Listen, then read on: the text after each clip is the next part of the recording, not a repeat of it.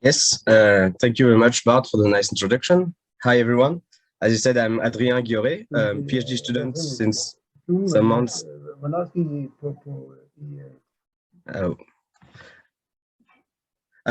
at the Technical University of Munich in Germany, and I'm going to present you some work that we've been conducting in the last months about the development of load surrogate models for wind farm control application. So this work has been conducted collaboratively with my colleagues Filippo Campagnolo and Professor Caro Botasso. So the outline of today's presentation, I will present you some motivations. Why are we trying to do this? Then some general methodology that we've been thinking. And then I will present you some case study of the application of this methodology to simulation environments on one side, and then to wind tunnel experimental data on the next side. And I will finish with some conclusions and next steps, because as Bart has mentioned, this is early work that is conducted, and we are still improving it, of course. So first, about the motivations of this work. As I said, we want to build a load surrogate models. We want to build general load surrogate models based on rotor-equivalent inflow quantities.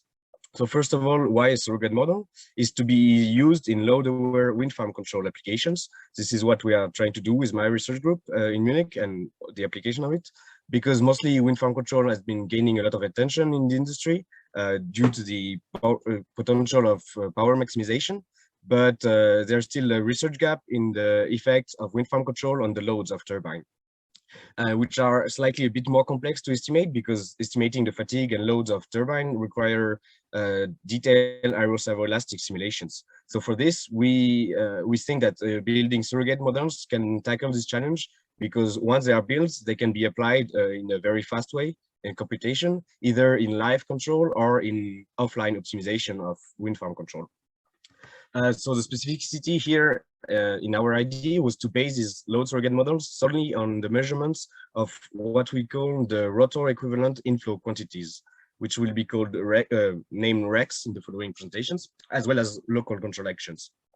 So we believe that basing our load surrogate model only on these inflow quantities allows the load surrogate model to be specific of a wind energy converter, so wind turbine specific, of course. If we change a wind turbine, we have to change the load surrogate models, but it would be location agnostic, which means that the load surrogate model does not need to know about the turbine position in the wind farm, whether it is a first in a row or if it's fully waked or partially waked. It doesn't need to know more about atmospheric conditions or some local terrain specificity. So of course, the goal of this work is to prove that it would be feasible to have load surrogate models based only on rotor-equivalent inflow quantities. But if it's the case, we think it would be quite convenient to use regardless of the position of the turbine, as I just mentioned. Yeah. So this is for the motivation of this work, if we can manage to show that it's efficient. On the general methodology side for now, so as I mentioned, we base our load surrogate model on rotor-equivalent inflow quantities, which are here listed. So we consider 5 of them. So for a quick understanding, here on the top right, we have a visualization of the wind speed mapped over the rotor disk. So the cycle represents the rotor disk for a turbine that is partially in a wake. This is why we see on the left that there is less wind speed because of the partial wake that this turbine experiences.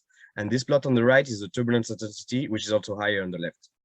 And from this detailed mapping of the rotor, we have decided to come back to more general and simplistic values that represent rotor inflow quantities. So first, the rotor equivalent wind speed, which is an average over the rotor disk and over time.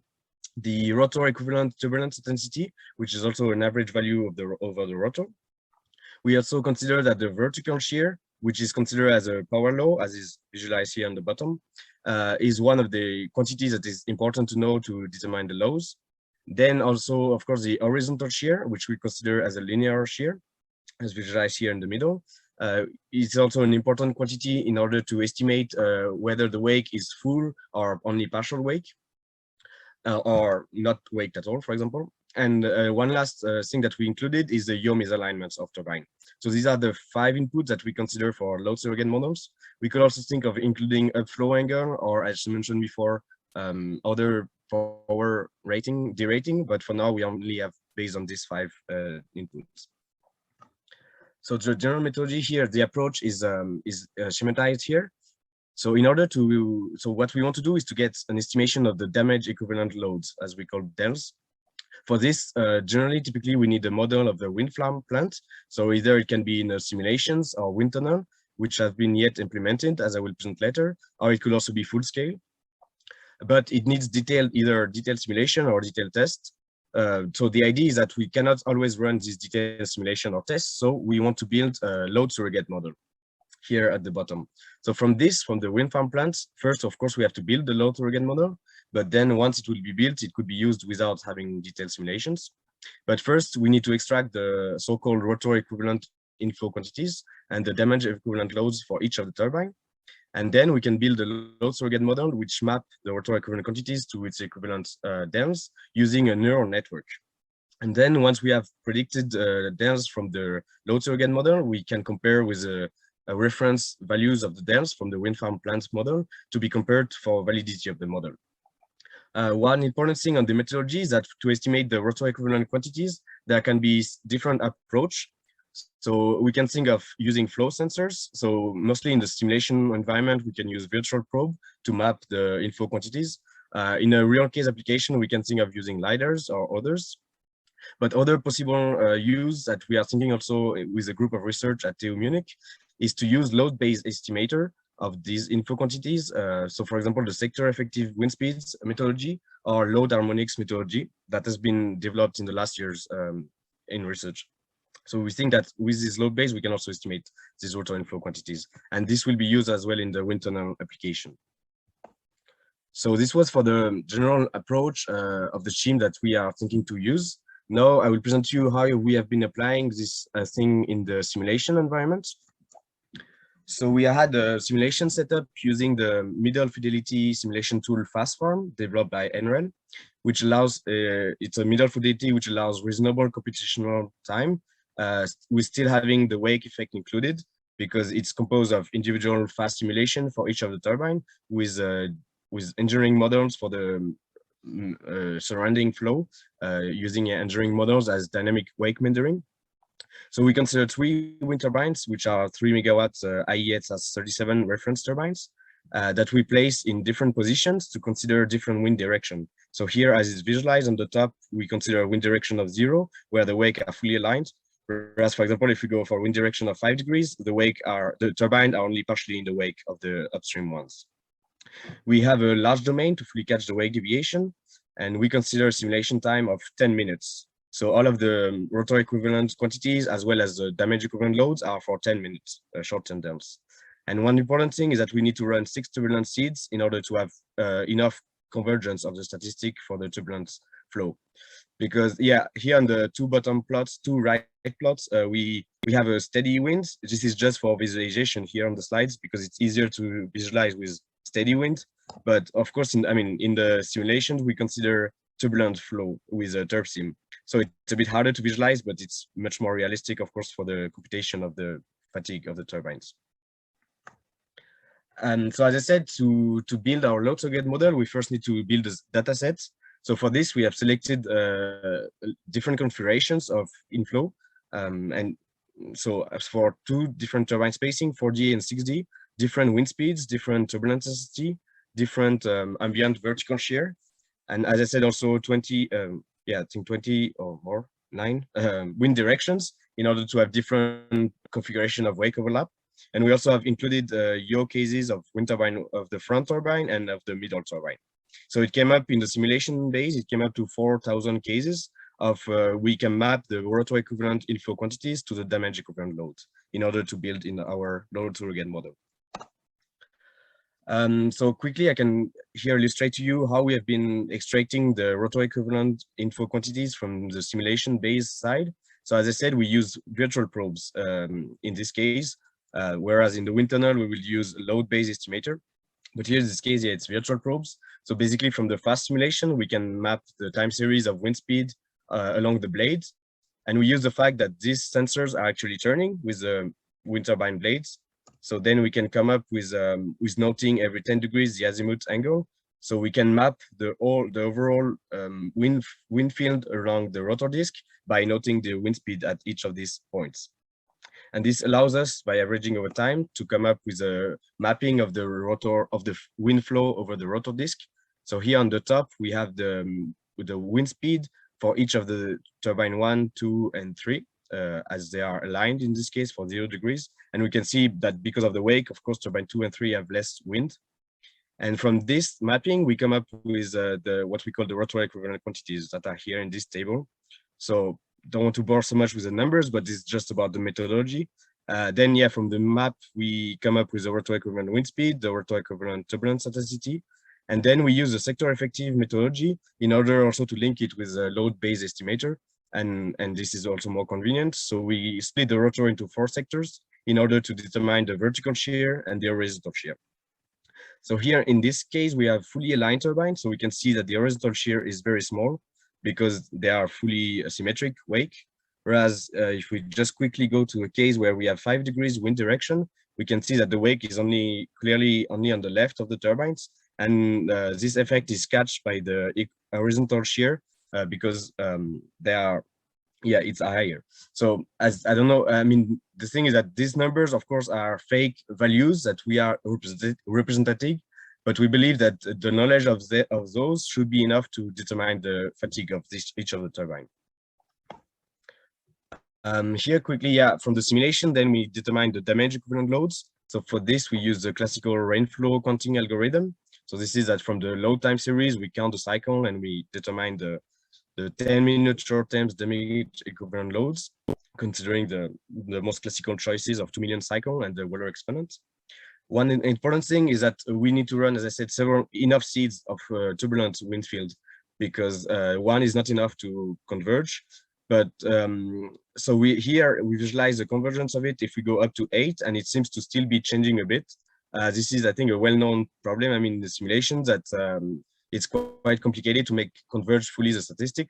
But some other studies that has been conducted at D2, I think I've shown that if we stop at the standard 6 seeds, we should expect a uncertainty of about 5% on the damage equivalent loads. So in our case, it's a kind of out of our hands, we could say, but we just want to keep in mind that even from the loads estimation from the simulation, we still have about 5% uncertainty due to the turbulent flow that is converging. And once we have built our data set, our methodology has been to use a neural network, as is schematized here on the top right. So our input are the rotor inflow quantities and the yaw angle, and we have a neural network. We have seen that the best seems to be to choose a one layer and 20 neuron set size, and to train it with a Bayesian regularization methodology, and to predict one selected del. Here on the left, the plots show the occurrence of each of the inputs for our neural network. The important thing is that we split our data set into half that is used for training of the neural network in blue, whereas in red, it's data that is not used at all for the training, but will be used for the validation. So once the neural network is trained, we will test how well it can predict new cases that it was not trained on. And it was important, we have shuffled all of the cases to make sure that the training set is actually representing all of the same amount of case. I mean, it's representing the cases that we're gonna also try to validate it on. Here are some first results. So on the top is for the damage equivalent load of the blade root out of plane moment.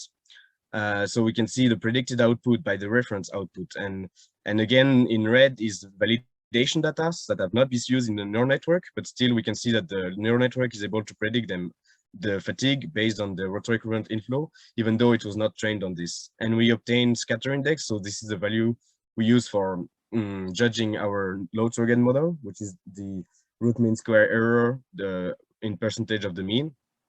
And we have seen that we obtain 4% for this blade root out of plane, and for the tower top side damage equivalent load, we obtain about a bit more, about 6%. And we think it's quite acceptable, at least from neural network literature. It's typically said that scatter index less than 10% is good, and less than 5% is very good, at least for neural network. So in this case, we think that indeed the use of inflow quantities is able to fairly reproduce the damage equivalent load. On the right, we have just visualized, it's only a 2D visualization, of course, of a 5D domain, because we have 5 input, but here we just visualize it by 2D. So the rate points are the actual reference values, whereas the surface is predicted by the neural network. So we can see that we have trained it with enough data, so it's quite smooth surface. Of course, it's non-linear. It's well known that the fatigue of turbine is non-linear. That's why it's not so easy to predict it with basic laws. But one interesting result and nice is that we see a bump around rated wind speed, as you can see here, which is expected because around rated wind speed is where the thrust is the highest of the turbine. I might try to accelerate a bit. Here's some general trend that we just tested if the surrogate model was able to predict a trend of the damage equivalent loads by different change of configuration. So here we are changing the wind direction for two different inflow. So basically the red inflow has a higher turbulence intensity than the blue one, but we are also changing the wind direction on the x-axis. And the circle are the reference values, while the crosses are the prediction of the load surrogate model. And we see that the load surrogate model seems to be able to catch fairly good the trend of change of the fatigue by wind direction. And this is, we think it's a promising results because the wind direction is not an input of the load surrogate model. So it means that even though the load surrogate model doesn't know about the fact that the wake is only it's only a partial wake, but only knowing about the rotor-equivalent quantities, it's able to predict the fatigue trends. Another validation of the trend that we've seen here tested is for the changing the yaw of the front turbine and seeing how the fatigue is changing based on the yaw of it. So again, the blade route out of plane is varying with the yaw, and here on the right is the tower top side damage equivalent load varying with the yaw of the front turbine. And again, the neural network seems to be able to fairly predict these trends, even though a bit more mismatch seems to be observed. But yeah. Quickly, I will go through the application of this exact same methodology, but to a different environment, which is the wind tunnel experimental data. So for this, we have been using a scaled wind turbine, which is 1.1 meter in diameter, that we have been developing in the last year in Munich. It's a G1. And this machine is equipped with a lot of sensors as well as actuators. So we measure the rotor-equivalent inflow quantities based on the load-based methodology, and as I explained in the beginning, and also, as well as a yaw misalignment. And the del that is considered is computed as a series of the rotational shaft load. Some tests has been conducted in the wind tunnel at the Politecnico di Milano, where we had two turbines and two different atmospheric bundle layers has been tested with different turbulence intensity, different wind speed, and as well the lateral distance between the turbine was changed to allow also to test different wake overlap, and different yaw misalignment were tested. So similarly to simulation environment, here from the experimental side, we have a rich data set that is allowed to train our load surrogate model. So as I said, we use the same methodology of using a neural network, where here we have again the plot of the occurrence of the inputs that we split into half for training and half for validation. And here we obtain a scatter index a bit higher, that is about 10%, but we think it still seems to be acceptable. But yeah, so the input based from the output. And also just some visualization of trends. So in this case, we are looking at the low of the fatigue of the second turbine when we are changing the lateral displacements between the two turbines here on the y-axis. And if we can see that if we increase the lateral displacement, the fatigue of the second turbine is decreasing because it is less in the wake of the front turbine, which is a known results. And we can see again that the load surrogate model seems to fairly catch this trend compared to reference values of the experiment. There's just one point here where there seems to be a small mismatch. And finally, I think here we were checking also for the effect of yawing the turbine compared to their damage equivalent load. So here the different colors are different angles of the front turbine yaw angle. And we can see that if we increase the yaw angle of the front turbine, we are actually able to steer the wake away from the second turbine, which explains why the fatigue of the second turbine is decreasing along the different colors. And the second effect that can be seen on the x-axis is that also if we increase the yaw angle of the second turbine, also its damage equivalent loads are varying. And once again, we think that the load surrogate model has been shown to be able to fairly catch these trends, even though of course, some mismatch are obtained. Yes. To conclude, sorry if I've been a bit long. We can say that the load surrogate model builds solely on rotor-equivalent inflow quantities. We have obtained our first results that are promising for both the simulation environment and experimental environment. And we still have a lot of work to do, of course, in this work.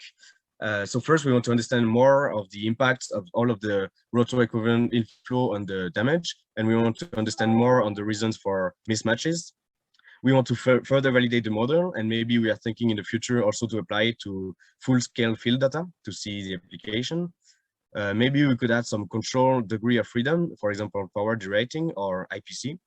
But the main next objective that we are thinking is to actually apply the load surrogate model in order to synthesize a load-aware control strategies. This is schematized here on the bottom. So typically if we can have a wind farm control model like the FLORIS, as has been discussed in the last weeks in these talks, we can have some wind farm power estimation. But we believe that if we can add our load surrogate model, we could extract, for example, from FLORIS, the rotor-equivalent inflow quantities, which we would feed in the neural network, which would allow us to very quickly estimate the damage equivalent loads, which could be put together in order to synthesize a load-aware control strategies, for example, maximizing the power while minimizing the damage of the turbines. I thank you very much for your attention, and let me know if you have any questions. Yeah, thank you, Adrien. This is a really, really interesting talk. And I think especially the topics of loads have not received enough attention in wind farm control. So really appreciate you doing that. And it's very impressive that you've gone both through FAST.Farm and also through experimental data. Mm-hmm. Thank you. Yes, it was, as I said in the beginning, it was a collaborative work. So I was mostly on the FAST.Farm side, but the experimental data have come from my colleague Filippo Campagnolo. Yeah, great. All right, I see we have a bunch of questions. Mike, we'll come to you in a second. We had a question from Niklas first in the chat. Do you use the surrogate load model for gradient-based optimization? And then I guess a follow-up question, is the artificial neural network smooth enough to do that? I think it's a very good question. Yes. So the quick answer would be that no, not yet.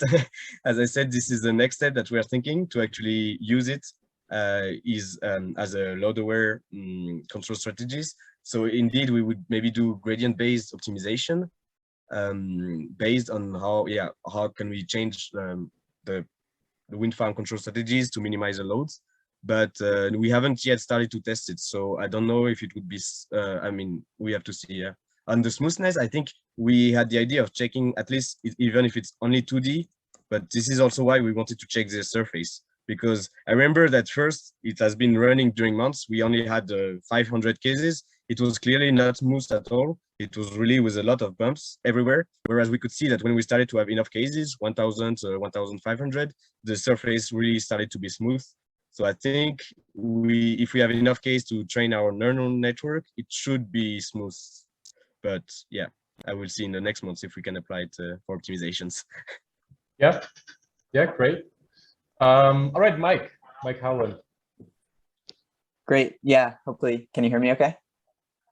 Okay, yeah. Great. Yeah, thanks for a very interesting talk. I really enjoyed it. And the results are very nice as well. So I had a question about the training and the validation split for your data set. So maybe you could go back to one of those slides, either the experimental one or the FAST.Farm. So it seemed that the data are split and they share the same input conditions, both in the training and the validation. And so I'm curious about how you envision applying this in practice. So you'll need to actually collect all of the relevant input characteristics to actually train this model. For example, if you're applying it to field data, you would actually need to generate a data set over all of these input conditions to train your surrogate model before then applying it for control. Is that how I understand this? Yes, I think I agree. It's also a really good point and question that we have definitely been raised to ourselves, and also further what we want to see. I think definitely like, I mean, if you wanted to apply to field data, if we have only a reduce, we can also apply it, but then of course we can only be able to predict the fatigue in this reduced range, for example, of wind speeds. It's true that here in the simulation environment, it was easy to get all of the wind speed we wanted to with enough time to run. But if we apply it to field data, we can maybe only focus more on rated, because I think it's sure that the damage is very nonlinear, so we cannot be able to predict what happens at 70 meters per second if we don't have any training data for it. But definitely one very interesting question that we still need to research is actually how much data we need to train it. This, like what I presented, is the first approach where we have maybe run a lot just to see how it goes. But of course, if we want it to be feasible, maybe we want to see actually maybe how much minimum set of data is necessary to be good enough in training. And yeah, especially if we want to test it in field, of course, maybe we cannot have 4,000 cases. Maybe we need to select more clever, a reduced amount. Yeah. Yeah, I think that's a great point. And just quickly, so I don't take up too much time. Yeah, I would be very curious to see if you, for example, didn't train it with very much yaw misaligned data, how it would perform at predicting the yawed cases, because often that's data we don't have access to in practice. So I thought that, yeah, just asking. Yeah. No, but I agree. It's a good point. We also don't. Yeah. We will look into it as well. Great. Yeah, we have actually many more questions. We'll do a couple of questions from the chat, and then we'll get to you, Sebastian and Misha. So Filippo is asking, how much computational time was needed to run the FAST.Farm database? So it's a bit a tricky question. I mean, the fast answer is that it's been, so these 4,000 cases has been running, I think, since October. So I think 4 months. But it was also the first application that we've done. So also, I don't think we've done it in the most efficient way, in the setup of farm and in the efficient way that we could do it. But in the first way that we've done it, yeah, it has taken 4 months, which is why, yeah, still, even if FAST.Farm is a middle fidelity and it's quite fast to run one case, but of course, if we need to run 4,000 with 6 seeds per case, it's quite computationally expensive still. Which is why, of course, we want to see how can we reduce this need for computation. Yeah. And then a follow-up question from someone else, from Moodlin. She's asking, so the domain of the FAST.Farm simulations were 340 meters high. Is that enough, or could the simulations be affected by a blockage coming from that, maybe? That's a good question. I think that was at least I selected it to be quite large, because I think the turbine only goes until 200 meter maximum. But from the top, I don't know. I'm not sure, because I'm not sure exactly how it is in FAST.Farm, if whether the top is actually a wall effect or not. I don't think it's a wall, so I don't think it should impact that we are cutting the domain at this point. I think only the floor is considered as I mean, only because of the turb sim input, the floor is considered as a 0 wind speed, but the top is not considered as a wall effect in FAST.Farm, as far as I know, because yeah. Yep. Okay. Then one more question from the chat, and then we can move to the to Misha and Sebastian. Let me see. The question is on slide 21. There were more deviations between your predictions and the observed BROP in your yaw case. Do you have any idea why that is? No, I'm not entirely sure. These are the latest results that we just got for this presentation. So in the last days, I was extracting it, and so actually, we need to look more. I think, from what I see, because like before in the last week, we were not considering the yaw, and it seemed to work good. And now that we included the yaw, it seems to be a bit more tricky, as yeah, is pointed out here. So I think, yeah, one thing is that I think we don't have yet a lot of cases with yaw, because we have run, I think, 3,000 cases without yaw, so all of the turbulence cases, and then only, I think, 1,000 cases with yaw, but a reduced amount of wind speed for the yaw due to the computation that it needs. So I think maybe it's kind of struggle to predict with the yaw because yet we are lacking some cases with the yaw, I would say. But this is something we need to check further, definitely. Yeah. Okay. Clear. All right. Then Sebastian.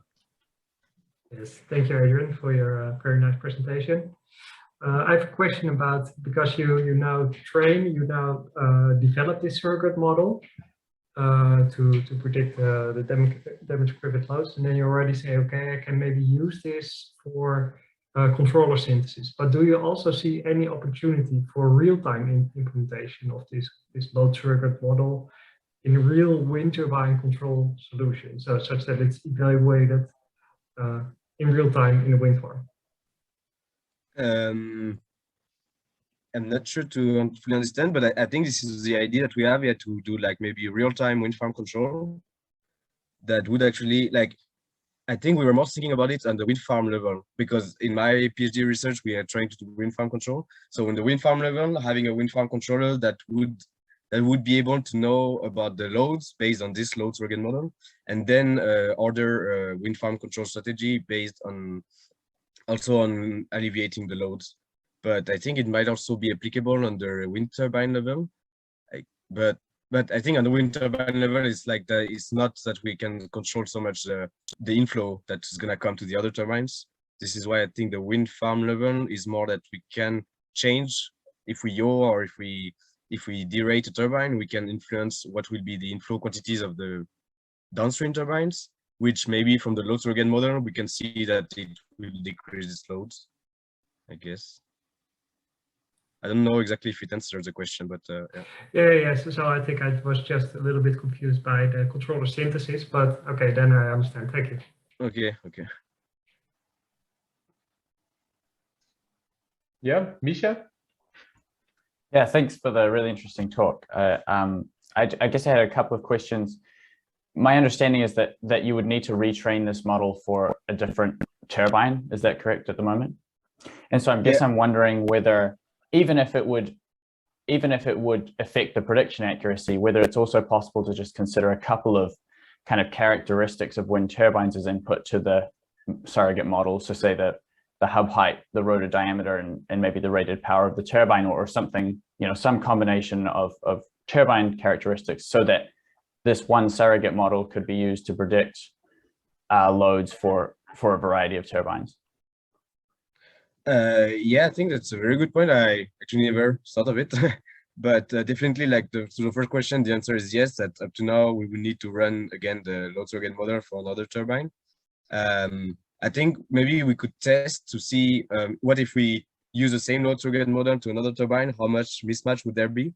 But on the fact of using maybe inputs of the turbine characteristic as it could also be interesting. I don't know if I'm so optimistic about it, because I think the damage equivalent loads are really depending on the detail aerodynamic of the blade or the detail stiffness. So I mean, we need to test it, but I think even if we would have the same up height, same blade length, but if we would have a different stiffness, I think the damage would be the fatigue would be quite different. Yeah, but this is just a guess. I would need to see more. Yeah. No, that makes sense. But even then, it sort of seems that, even with that prediction, then maybe the blade stiffness is the input that you need. I guess that maybe there are other characteristics of the turbine. Maybe the size is too naive, but yeah. And the other question I had was just for generating these training and test cases, you had this sort of 3 turbine row, and I guess I wondered how much. If you could even just do it with a single turbine with FAST, if you just sort of generate the correct inflow conditions onto the single turbine, I guess I'm just wondering how much the kind of simulation setup would affect the results there. Yeah, I think that's really something we had been wondering at the beginning, like how to best actually I think first we wanted to maybe train it on individual turbines and then test it in FAST.Farm.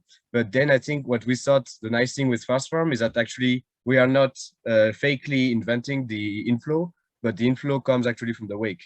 So this is why I think, of course, like the both approach, I think would be valid and interesting, but we have taken the one of using FAST.Farm because then the downstream turbine really have turbulence intensity and the wake condition that are coming from simulation, and we are not inventing, because otherwise I guess we could use a turb sim with decided that that the wake is only partially, but it would be maybe a bit more artificial. But I guess it would be possible. Yeah, I don't know. Yeah, no, that makes sense. Yeah, thank you. Yeah, thanks, Misha. Then we have 2 more questions, and after that, I'll really have to close the session because we're already running way over time. So we have the first of the 2 last questions is, why did you use a neural network approach rather than something like polynomial chaos expansion or kind of Gaussian processes?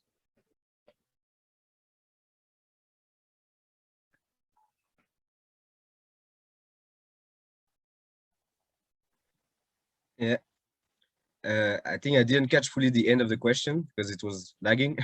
Oh, sure. Yeah. I think I get the overall question that, yeah, why did we use neural network instead of maybe interpolation or others methods? Yeah. Okay. Oh, I think the connection is getting unstable. I think that's also, I think the answer is that basically we had started first to think, okay, we will have a data set and we can do lookup table interpolation. That's what we were thinking to do, but I'm not sure entirely why, but it was like exploding. At least I was trying to do it on MATLAB, but it was a 5D interpolation of 2000 cases, and it was just exploding. And also mostly because of the fact that the data set is not fully populated, because as I said, the inputs are not really decided, but they come from FAST.Farm itself. It's not that we have a lookup table with fully populated. So it's a bit complicated to do interpolation if we are not fully populated. This is why the network can be a bit convenient, because even though we don't have a fully populated data set, we can train predictions based on it. But of course, it was just one of the many possibilities, I guess, that exists to come from a data set to predictions.